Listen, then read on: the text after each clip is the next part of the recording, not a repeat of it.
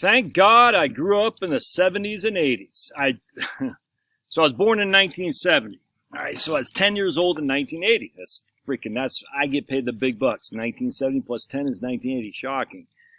Man, I'm going to read you something here. It's just going to rock your world because, where's my hair? I just got done playing some basketball.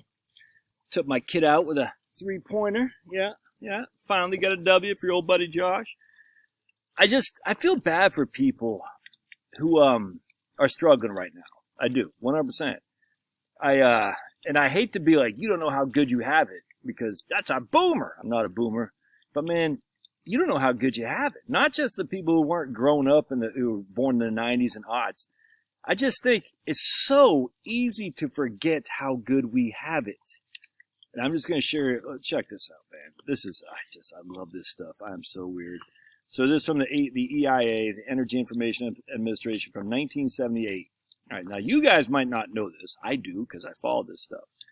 Back in the 70s, all right, we didn't have enough. The reason we had gasoline shortages, we had natural gas was in decline, petroleum, obviously, because of OPEC and stuff like that.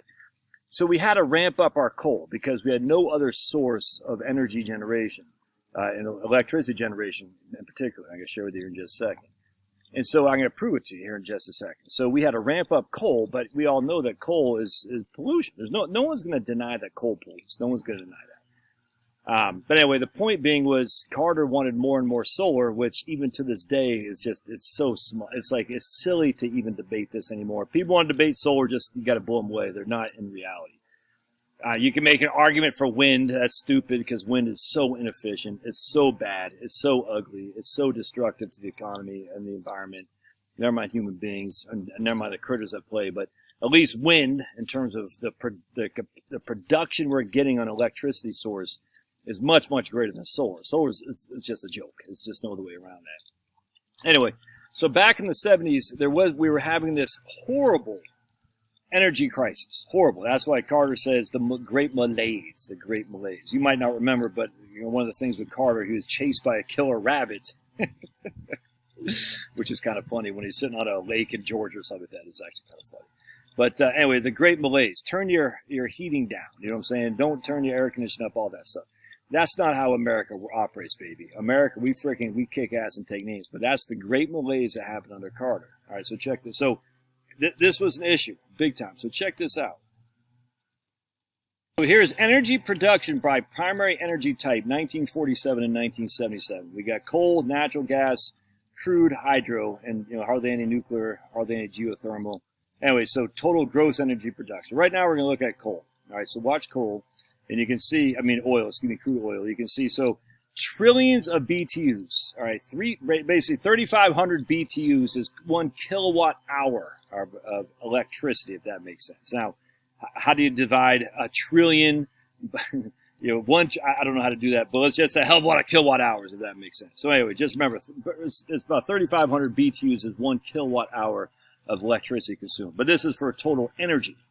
All right, so we got right here, 1970. I want to show you. This is crude oil right here, with 20,402 trillion BTUs of crude oil production. 20,402 trillion BTUs. 7 years later, we had quite a significant less, only 17,000. We went from 20,000 to 17,000. Interesting. Now we go over here to natural gas. 1970, we had 22,000, in this terms of BTUs, we had 24,000 BTUs. And then we went to 21,000 from 1970 to 1977. So we lost significant amount of production in oil, crude oil, and natural gas. We had to make up, coal. Hardly made up any of the, right here, you can see. 15,200 to 15,924. And if we keep going to the 1980s, which you just got to trust me on that, coal took up more and more because we were losing in the natural gas and oil. Remember peak oil. All right, let's keep going. Oh, by the way, you can see that nuclear, look at that. From 1970, basically hardly anything, to 1977, it increased dramatically from 232 BTUs to 2,675. A ginormous increase. I mean, it's crazy. Geothermal, but that's nothing still anyway. So, oh wait, what's this? Change from previous year in total production, negative. Ooh, that's not good. That's not good. Between 1947 and 1973, consumption of energy in the U.S. increased at an annual 3.2% rate. During this period, petroleum and natural gas consumption grew at a 4.5% and 6.4% respectively. During 1974 and 1975, total energy consumption fell by 2.7% per year, but then increased in 1976 and 1977 by 5% and 2% respectively. Petroleum consumption decreased by 2.9% annually, and then increased on average at 6.2% from 1976 and 1977. Natural gas consumption declined 3.3%. Eesh, that's not good. Coal consumption declined from almost 4% a year from 1947 to 1959, but then it started to increase quite a bit. That's not good. Consumption for we're just looking at residential and commercial. 6.8 quadrillion BTUs in 1947. 1970 is 14 quadrillion BTUs. 1977, what? That's it? 14.8? Look at that. We went from 10.2 to 13.6 from in the decade previous. We went from 14.8 to 14.0 to 14.8 in that decade. Crazy. Keep going. Energy consumption increased at an average rate of 4.1% from 1960 to 1973, and then declined 2.7% in 1974 and 1975. The consumption pattern again reversed, increasing at an average 3.6% from 1976 to 1977. But the annual average growth rate for U.S. energy was 3.5% from 1960 to 1972. Production declined from 1973 to 1975 at a rate of 1.4% and then leveled off in 1976 and 1977. To meet the gap between domestic energy consumption and production, net energy inflows from 1960 through 1977 increased at 10.9% annual rate and now constitute 20% of total consumption. Net energy inflows, that's imports. We're importing 20% of total consumption. Folks, our butts are up against the wall. I'm going to show you something here. Crude oil production peaked in the U.S. in 1970 and declined each year until 1977, when increased production in Elk Hill fields in California and the North Slope, Alaska, reversed a trend. Imports of crude oil have been increasing at a rapid rate since 1971, reflecting both the rise in demand for petroleum products and the decline in production. Yeah, and did you know how bad the 70s were? The decline in the demand for refined petroleum products in 1974 and 1975 reflected higher prices, conservation, and decline in economic activity. Gasoline prices to consumers have risen from 46 cents per gallon to 63 cents from 1974 to 1977. U.S. price controls in effect on gasoline since June of 1973. Who was president then? You freaking idiots. Not you guys, that freaking idiot Nixon. U.S. price controls on gasoline have limited price increases to the extent necessary to cover actual cost increases. And what happens when you have price controls? You have supply decline. Supply decline leads to what? Scarcity, which is why you have gas lines, dude. If you have what do they say? If your tags end in an odd number, you can go on Tuesday. If your tags end in an even number, you can go on Wednesday to get your gas. That was the America we were living in the 70s. But it's so much better back then. The average dealer margin declined from 9.7 cents per gallon to 8.3 cents. The low point is in 1976 when it was 7.7 cents, which, of course, if you're going to put price controls on, your suppliers are the ones who pay the price controls, and they're not going to supply it anymore. The average selling price of residential heating oil rose from 31 cents in 1974 to 48 cents per gallon, a 55% increase from 1974 to 1977. And guess where the bulk of the heating oil was going into the Northeast, and guess who's supplying it to us? Oh yeah, those good guys in Saudi Arabia, the Middle East, and Nigeria. Our friends, for sure, right? Natural gas supplies decreased from 1973, 74, and 75, 0.4, 3.8, and 5.9% respectively, followed by a leveling trend in 76 and 77. We're running out of gas. You can see right here the natural gas consumption dropping in the late 70s. Saved us because it was a cluster fart. Charlie Foxtrot. So here we are back in the 1970s. This is fossil fuels, coal, petroleum, natural gas, other gases. Consumption for electricity generation. This is just electricity generation by energy source. So you can see here, coal went from 7.27 trillion BTUs in 1970 to freaking double that in 1988. Petroleum went from 2.177 trillion BTUs to what? Went to 1.56. Natural gas went from 4,000 to 2,700. Yeah, we were in a world of hurt energy-wise, and that's just a fact, Jack. Now, thankfully, some of nuclear picked up the slack. Here we are, 239 trillion BTUs, I guess. I don't know if I'm not going to look at the number 5 there, but anyway, whatever that 239 is, to 5,587. So nuclear was picking up the slack, but where's nuclear now? 2011, this is 2008, 8.259.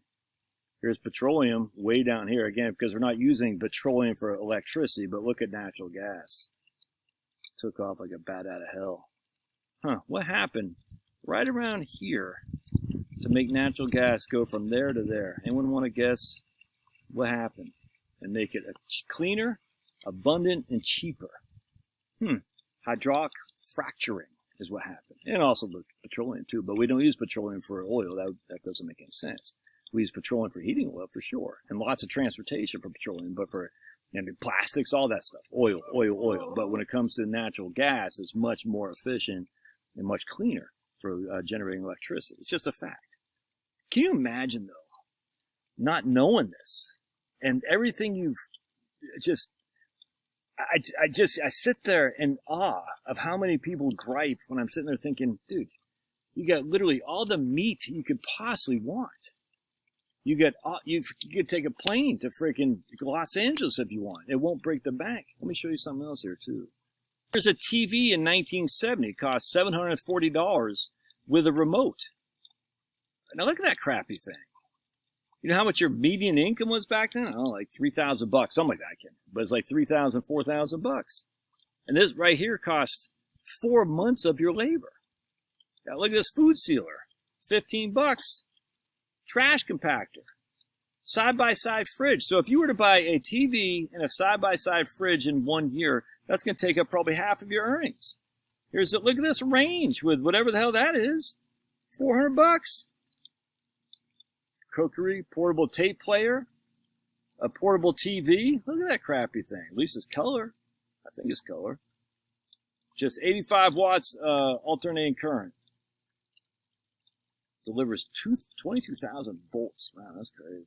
There's 85 watts. That's good. Cassette recorder, compact stereo, toaster oven, food processor. Microwave was $300 almost. Mobile CB and telephone. I mean, it's just, here's your Kenmore washer and how much it costs to freaking, in terms of electricity use to run that thing, or I should say energy use because they heat the water. I mean, this is insanity. A car 8-track tape player, $38 in 1970. Atari video computer system, $199 in New York City. Adding machine costs $80.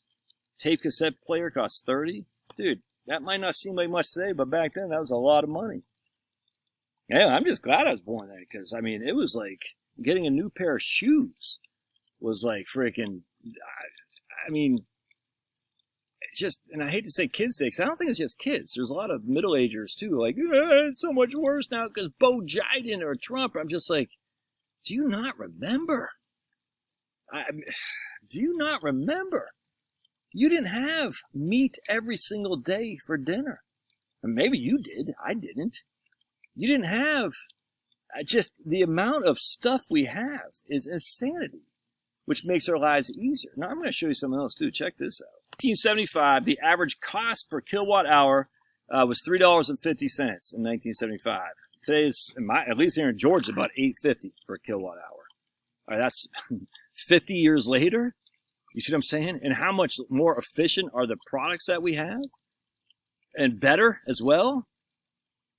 I mean, do you know how inefficient those products were, even though it was cheaper in terms of $3.50 kilowatt hour relative to what we got now? It's not even, dude, you know how much more of your income was going to pay for your electricity for crappier products than you're getting now?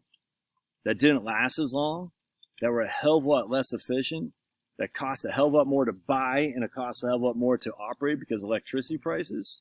The total electricity end use of millions of kilowatt hours in 1970 is 466,000 million kilowatt hours. In 2023, or 22, I guess, was 1.521 million kilowatt hours. So the price, the amount of kilowatt hours in terms of electricity end use, the sales that we've used, has gone up by a factor of 500%. And yet the cost hasn't gone up by 500%. From some of you guys who live in Massachusetts, sure. But the efficiency, how much you're actually using, has gone down significantly with all the stuff that you use that relies on electricity. It's crazy, man. Massachusetts, in terms of kilowatt hour prices, 27 cents a kilowatt hour. Here's Maine, 27 cents. New Hampshire. All these states are the highest in the Northeast: Connecticut, Hawaii, is that Alaska, New York, Vermont. So you're like, oh my goodness, it takes a lot of electricity to live in these places. It does in terms of cost per kilowatt hour, but they don't use nearly as much as we do in the South. And the reason, frankly, is because Maine, let me just show you, for example. Energy source used for home heating in Maine is only 10%. So only 10% have their stupid heat pumps, whereas the U.S. average is 41%. So again, we don't use as much, I'm not Maine, we don't use as much, people in Maine don't use as much electricity to heat their homes as they do elsewhere because it's so damn cold up there that they use the bulk of their fuel oil and propane and natural gas combined for the vast majority of home heating. So that's what you want to see. So they just don't use nearly as much electricity, kilowatt hours, even though the price is higher than they do in other places because they use fossil fuels to heat their homes. And, you know, the same goes for, like in Georgia, Alabama, Louisiana. We use a lot of electricity down here because we have heat pumps. So we use electricity to heat our homes. Well, I guess it would use your electricity to heat your homes in the wintertime, but certainly to cool your home in the summertime. In Maine, they don't use the electricity as much. In Hawaii and California. So while Hawaii, California, Maine, Connecticut, they have a higher kilowatt hour cost, they don't use as much electricity because in the summertime, they don't use as much air conditioning. In California, they probably don't ever use, hardly very much, any kind of heating mechanism. And if they do, there'll be a little bit of electricity, but certainly it won't be nearly to the extent that we would have to heat our homes up in Maine or even here in Georgia. Anyway, the point being is, I just think people forgot what it's like, man. They're so eager to gripe about things now. I'm like, dude, if you can go to the grocery and get meat as much as you want for, yeah, it might challenge the budget. I get it, but man, I'm just glad I was born back then because I'm just grateful. I'm just grateful for what I got. It's crazy. We got as much. We eat so much that we have an obesity epidemic in the United States, or pandemic, whatever it is. It wasn't like that in the 70s. It just wasn't. We got electricity coming out of our wazoos here to fund every single thing we could possibly imagine, entertainment-wise, industrial. It's insane. And yet people still gripe and say it's so much worse. I'm like, I just thank the good Lord I was born in the 70s. It wasn't better in the 70s. It just wasn't. It was dark. It was cold.